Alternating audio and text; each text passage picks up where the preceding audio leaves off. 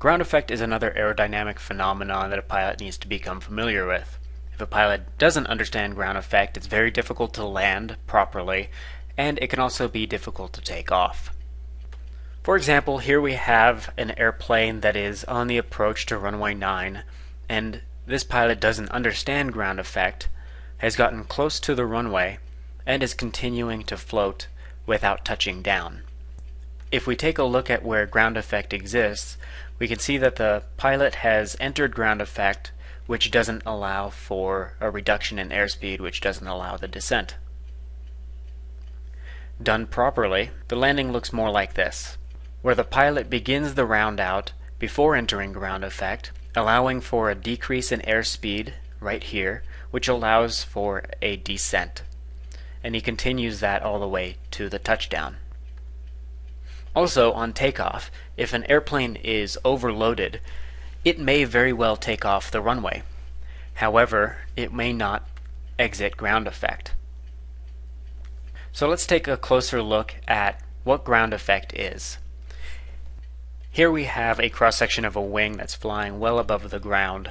We have the top camber, the lower camber, the chord line, and the lift is acting perpendicular to the chord line. Looking at the way that the airflow moves around the wing, we have the lower pressure area here, we have the higher relative pressure area here, and that produces the downwash.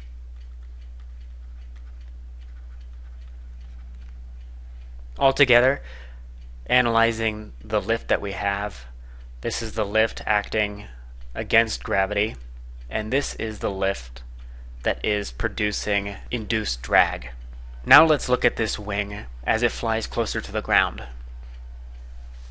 You could see that the downwash that was once coming down in this direction is diverted up.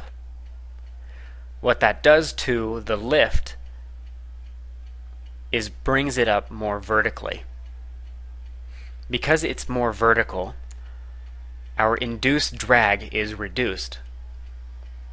Because the induced drag is reduced, our overall efficiency is increased, which sounds like a good thing, but when landing it can make it difficult, and on takeoff it can give the pilot a sense of security that isn't there when they exit the ground effect. Another way to think about this that isn't as accurate as describing the induced drag and the downwash and all this is simply thinking of the wing coming close to the ground and forcing a high pressure area below the wing, kind of like a cushion. So it's forcing this air into one confined area, which produces more lift. Again, it's not accurate, but it's kind of nice to think about it that way. Generally, what a pilot needs to remember about ground effect is that it begins at the same height as the wing is long. As the airplane gets closer to the ground, the amount of ground effect exponentially increases. The length of the wing is here. So that same height, ground effect will begin.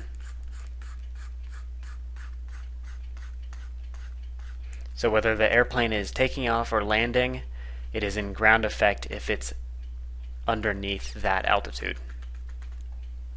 And it also gets stronger as the airplane gets closer to the ground.